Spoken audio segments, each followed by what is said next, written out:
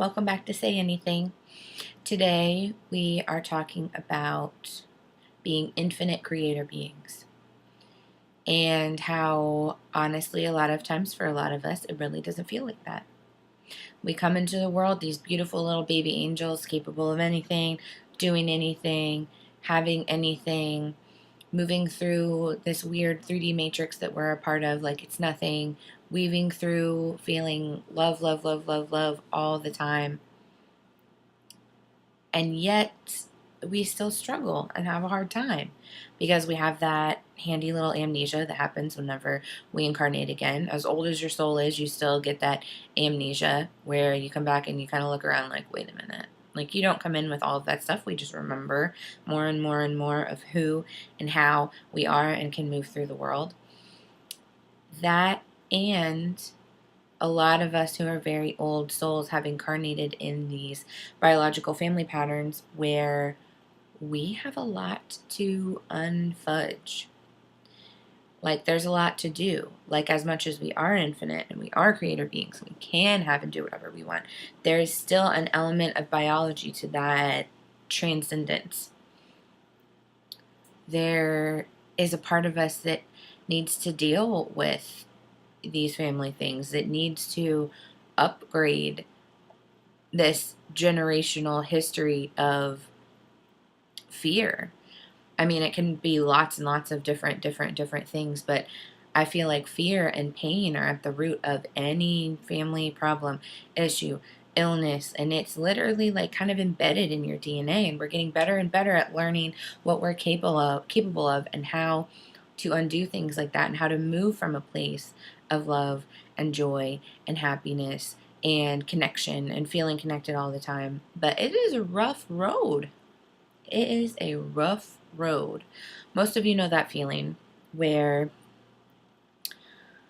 just imagine maybe seeing a friend at the airport for the first time in a long time. You're picking them up, you haven't seen them in forever, and it's someone you love so much. Or going back to, well, for those of you for whom this is a happy memory, going back to like your hometown for the first time in a long time, seeing your parents for the first time in a long time, seeing an adorable, precious, amazing puppy or kitten or a really cute baby or a sweet little family having a picnic that doesn't know that you're like walking your dog right by them. That feeling of like your heart's gonna explode that will sometimes like move you to tears, that feeling people describe when they hold their baby for the first time, that feeling, not just like welling up of love and connection and joy and happiness, is how we are capable of feeling all the time. We're capable of just freaking walking around like that all the time. And it's a difficult thing to wrap your mind around because from the get-go, we're just told like no all the time. It's part of our socialization and the way that we are and raise people and have been and all of it. Because 9 times out of 10, it's like for safety. Like the kid just wants to like wander out into traffic and we're like, no, no, why? No. Or walk up to this dog that's like foaming at the mouth and be its friend and we're like, stop, no, no. So it's not always a bad thing, but because our parents and the people around us and that raise us are not robots, those like no's and don't do that and be like that and be yourself but not like that and all of that stuff is wrapped in and tied to their own experience. And for those of us that are old souls or sensitive or empathic or any of that, they're not always saying no from that safe place. They're saying no from a scared place. They're saying no from I'm just having a bad day and I'm pissed off and you're irritating me place. And nobody is perfect, but all of that stuff kind of smushes in and informs how we are and how we respond to the world. I was talking to my sister the other day who's reading a book. I think it's called Biology of Transcendence, but I don't actually know. So I should check on that. But basically, she's reading this book and she was talking about it. She's like, it's so interesting. There's a survey in it where from the moment they're born, kids are being told no. We are being told no once every 9 minutes. Once every 9 minutes. And you figure, like, especially from the jump, we sleep like a lot. Kids sleep a lot. And so you figure that's probably, honestly, more realistically in FaceTime, like cut in half. Like, just no, no, no, no, no, no, no, no, no. And we're put in these bubbles of what we think is possible. And we come into the world thinking like anything's possible. We're like, Mom, can you fly? Like, what's like? We think anything is possible and going to happen, and it's these things that inform our worldview that kind of get in our way. And as we're trying to learn how to move through the world with that really, really good feeling where it feels like that all the time, because even if it's feeling like that all the time, it doesn't mean that's what's going on all the time. It doesn't mean that suddenly we're like teleported into this My Little Pony situation where like everyone has tattoos on their butts and like beautiful long hair and everything is rainbows all the time. But it means that we're able to move through duality feeling like that. We're able to negotiate the duality of the 3D experience with that type of awareness and understanding that we're capable of so many different things, and we're capable of shifting our experience like that, and we're capable of not, going just sort of headfirst into lesson, and being more fluid and looking at things a little bit differently and moving from a different place. And knowing that we're safe and secure all the time, and understanding that there is more going on than what we can see, and dealing with each other in different ways, and dealing with people who don't see eye to eye with us like that in very different ways. There is a piece to waking up or being on a journey of figuring things out or expanding your awareness. That's all we're doing all the time, expanding. So we have to help each other because we're all expanding. Everybody knows things that other people don't know. We come in with different skill sets. We're all these like beautiful, pretty mosaics. Anybody that studies astrology, if you ever look at people's natal charts, it really, really, really hammers that home. It's one thing to hear that really cheesy thing of we're all individual snowflakes. No two of us are alike. Oh, everyone's so different. And you're kind of like, yeah, obviously, like, I get it. Everybody's different, like, it's different cells, whatever. But not just that we are different, but our perception and our gifts are so, so, so different from one another, while also being comprised of the same things. Because all of the planets and all of the signs and all of the degrees, like, we're all working with the same framework in our natal chart. But the slightest difference in position will create this whole different lens for someone to see the world through. Will create this whole other situation for someone to experience the same exact thing. Someone who, even just the smallest like part of it that's not taking into all of them as a whole, the smallest part of it, someone whose moon is in Cancer is going to have a very different emotional response to someone whose moon is in maybe Libra or Sagittarius. Like, they're just going to have a very different response or see something differently. One super interesting thing is when you're looking at how people deal with each other. So the placements in a natal chart that have more to do with romantic type interactions or like interpersonal reactions. So I have Venus in Aquarius, which is very like detached and lovey and exploring and everyone's fine, whatever. But something that would comfort someone who has like Venus in Scorpio, something that makes them feel safe and happy and good and loved, could make me feel like I can't freaking breathe. Can make me feel like, oh my God, this is the worst thing ever. People like this. I hate this. And it can be any number of things, but all of that stuff like goes into our experience and lets us look at things in a different way.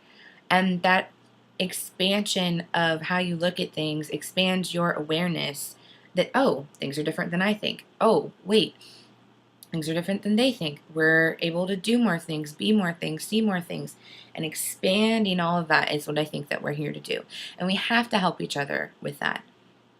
I could sit down with the same curriculum. I could read the same exact books as a completely different person, and we're all going to get different things from it. And unless we share it with each other, we're going to remain more constricted than we would have been had we not shared. And I think that's sort of our job, to spread that love and joy and peace, because all of those things are our natural birthright. But when you incarnate in a 3D experience, especially now at this time where this level of expansion, this level of vibration is something that has never been done before. I mean, the way that we're able to steadily raise our vibration and expand our awareness and learn things that help with both of those things so easily and share them so easily is amazing. It's amazing. And it's our job to help each other because, yes, we can walk around feeling that good, almost like high as a kite, joyful feeling. But we're existing like this with that duality, different levels of it, different layers of it, and everybody forgets. Everybody, anybody that you watch on YouTube and you love, anyone that you admire, anybody that you know that you think doesn't, has had those moments where they're in the fetal position and that stuff doesn't feel very possible to them anymore. So we take turns. We take turns being the guru, the leader, the healer, the helper. We take turns. And we have to take turns. Because then sometimes we need it too. Everybody you know has like one of those people that reminds them of that. Reminds them things are possible. That they are an infinite creator being. We all have, I have times where I'll like flip through like an old notebook and I'll read something and I was like, oh my God, this is so helpful. And then I'll read it again later and be like, oh my God, I forgot about that. That's so helpful. That's so true. Because it's hard. Incarnating into these bodies where we have so much stuff to undo, so much biology to sort our way through. It takes a minute. It takes a minute, and it's okay that it takes a minute, but we're allowed to be curious, and we're allowed to be excited, and we're allowed to help each other. And somewhere along the way, we're all going to remind each other what we're actually capable of, and we're going to figure out all of these different ways. It's amazing to see how far everything has come. It's amazing. I know a lot of people are really bummed out by, I'm seeing it called a bunch of different things, but I guess I will refer to it as like the commercialization of spirituality, where it's like trendy or it's like, and I get it. I obviously completely understand, like, to the point of those people where they're like, spiritual awakening's not cute. It never has been, it never will be, and it certainly isn't right now, so this is hot nonsense. And I get that. And I don't think anyone resonates with that feeling of it being kind of having any degree of artifice to it, because nobody likes that. That just does feel shitty. And nobody likes feeling that their dark nights or their huge personal transformations are cheapened in any way. Nobody likes that at all. But there is something kind of cool. I remember people acting like I was a real weirdo for knowing like anything about astrology or for talking about any of this type of stuff. I remember I dated someone who was just kind of like, who like could see like my notebooks and my learning about whatever and would like overhear me talking to someone else. And they were like, I don't really know if you're like a witch or like I don't understand like what this is. Like it's cool, but I don't get it. And so the idea that it's like everywhere and it's a big deal, and even things like, I don't know, it's kind of cool because more people get to know it. And I like to look at it instead of like, this is the worst, like this is terrible. Because honestly, it reminds me when people get mad about the like commercialization of it. It reminds me of when people got so mad when you could like download music digitally and stuff. When you're like, it's terrible, it's ruining it, which is I'm sure what people said about records, which is I'm sure what people said about like computers and removable typeface and writing to begin with. Like I'm sure it's been a thing since forever.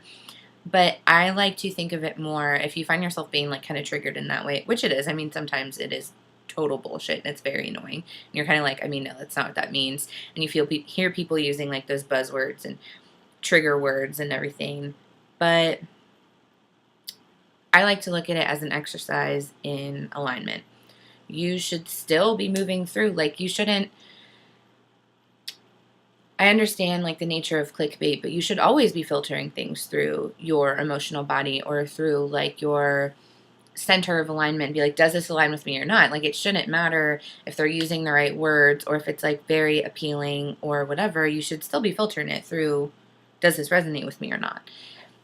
And so I think it's just an opportunity for us to expand that, because for a long time it was like, oh my God, that person, that person's posting about archangels, like that's someone that understands what I am trying to learn about. And so you click on it because nobody else understands or nobody else like that, talks about it. And so it's just another opportunity to practice alignment.